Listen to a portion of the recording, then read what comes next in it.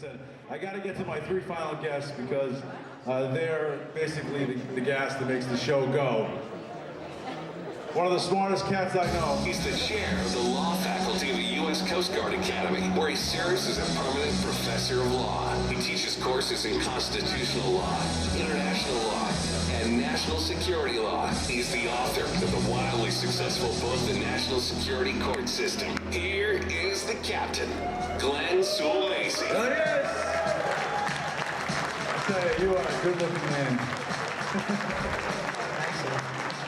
So, Cap, first, thank you very much for coming out. Hey, it's an honor, and what great things you folks are doing for the region, for Long Island, Rhode Island, and thanks to you, JB, and John Fuller for providing a forum for great conservative talk, which is wonderful. Now, I kid with him all the time, and we're going to get him down. He's going to sit down after we just kind of chat for a second, and we'll get to some of the serious issues at hand. But I kid him all the time because this is the mold of a senator, ladies and gentlemen. This is Senator Sulmasy right here. I mean, can we get him to run? Would you vote for a Senator Sulmasy? Look at that. He's talking about the faculty senate at the Coast Guard Academy, so don't worry, there's no threat there. Thank you, Lee. I didn't mean U.S. Thank you. Ooh, got a fan. I have to go through some of those. I wanted to ask you one question before we bring out the next two guests, and we're going to have a little roundtable discussion. But I want to talk to you about executive power. Yeah. You actually work for the President of the United States, don't you? I do.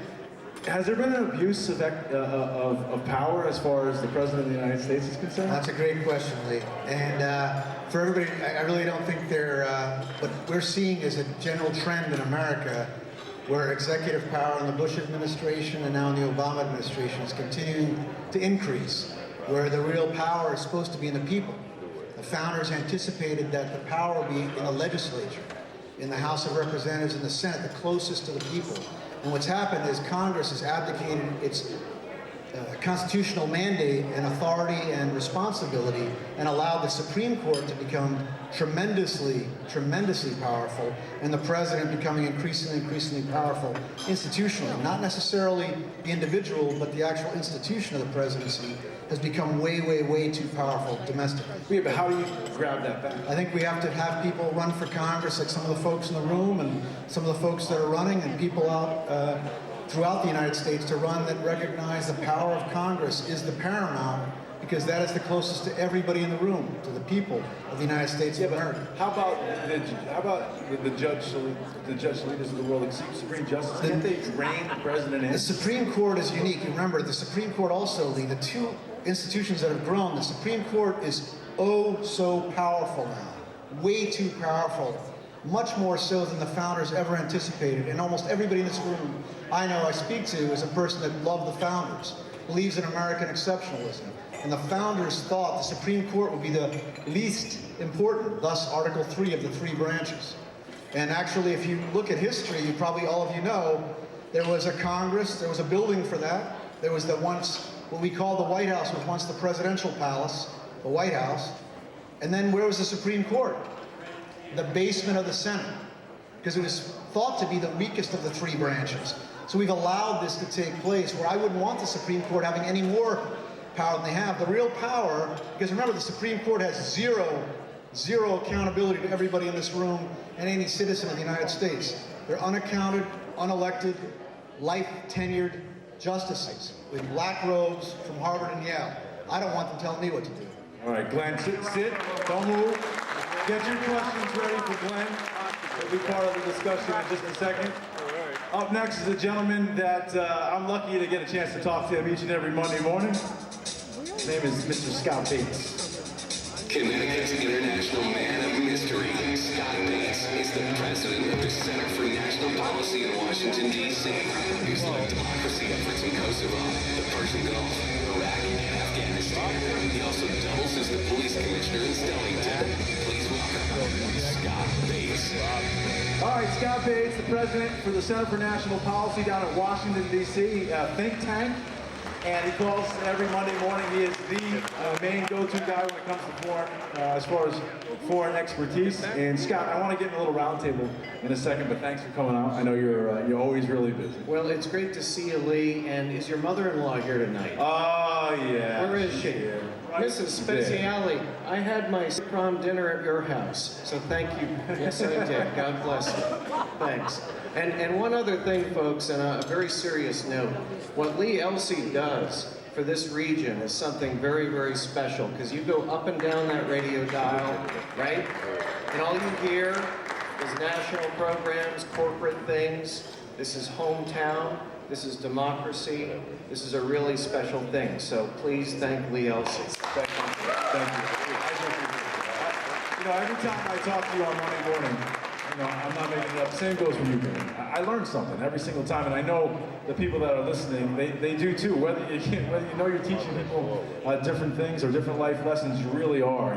And I can't thank you enough for being parts of the Monday show as a regular. I just want to ask you one question before I have the final guest, which I've asked you this before. Globally, who's the most dangerous threat to the United States of America? Obama? A 735, the one and only. United States Army Colonel and former U.S. Congressman. He earned 2 Bronze Star medals in Vietnam and later joined the CIA. He is the one guest who can actually kill you with the power of his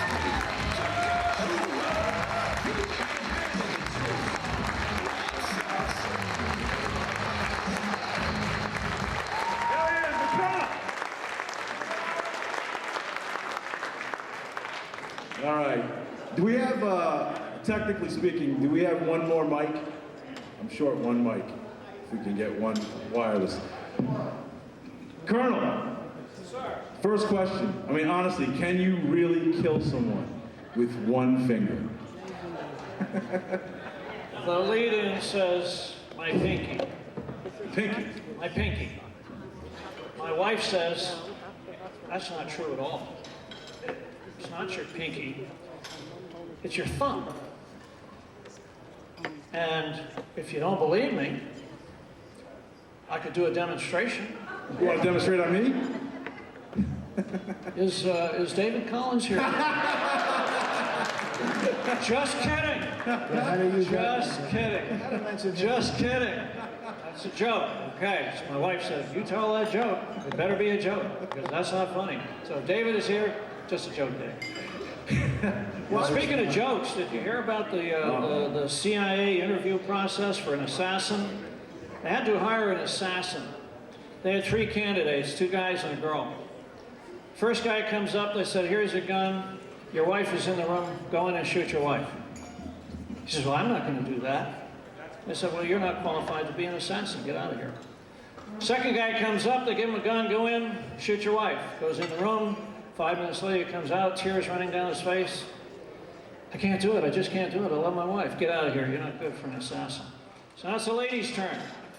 They give her the gun. She goes in the door, close the door, bang, bang, bang, bang, bang, bang.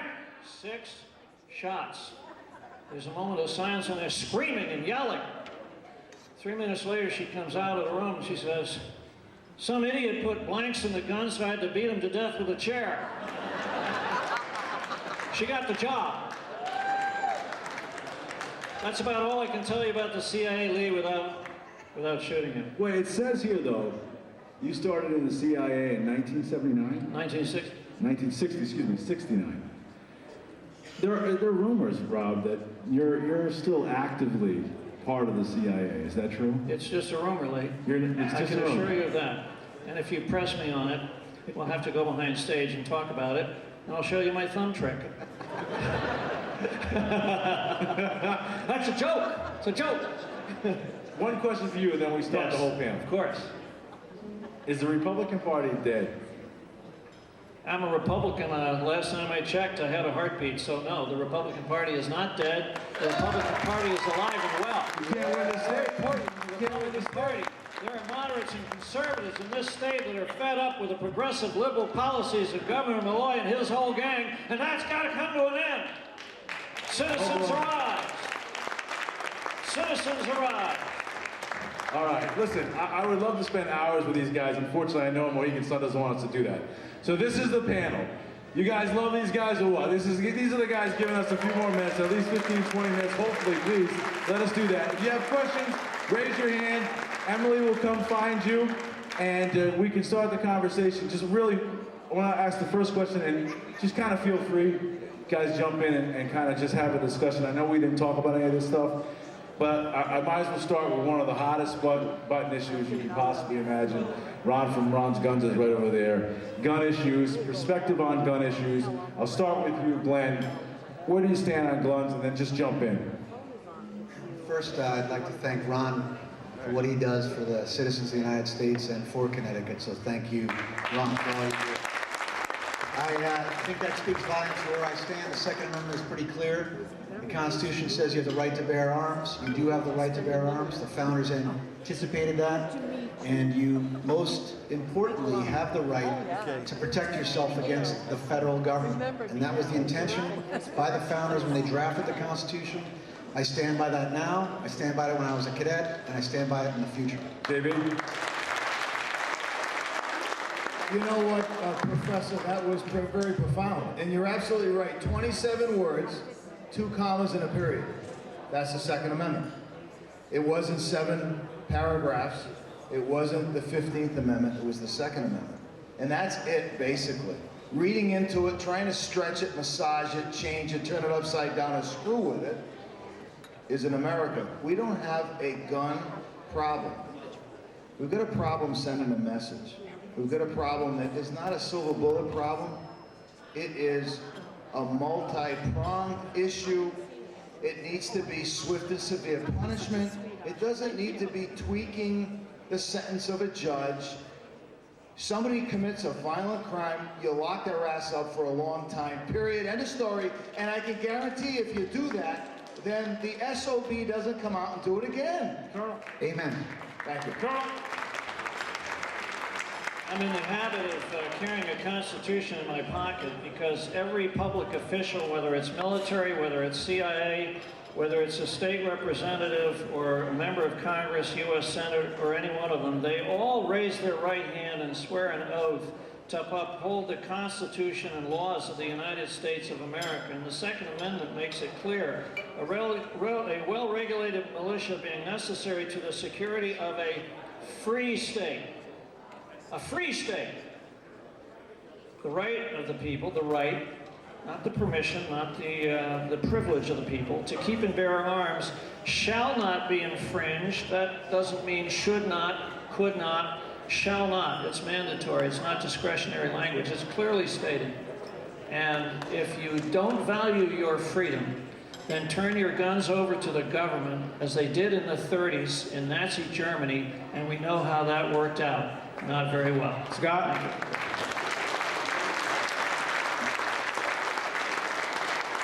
Well, I'd agree with the captain that the Second Amendment is clear. I'd agree with JB that if you use a handgun or any kind of gun in a violent crime, you should be put away, if not for a long time, forever. And I think where I come from this is about 20 years ago, I was Secretary of State of Virginia, and they love guns in Virginia. We know that. And Republicans came together. I worked with them, working for the governor. It was Republican votes that passed a law that had 1 handgun a month, because our state police came to us, and they said there's a guns for drugs cycle. Drug gangs out of New York and Washington are selling guns cheap in rural Virginia, selling drugs cheap, and they're taking the money and buying guns cheap and selling them high in the cities. Can you please do something about this? So I think there's a lot of room for cooperation, following law enforcement's lead, and that's what I'd say about that. One final, if anybody wants a gun question, I'll give you a chance to ask 1, maybe 2 gun questions. If you want, Emily, raise your hand. How can we stop the situation? How do we slow that down? Briefly, if you guys can each talk on that.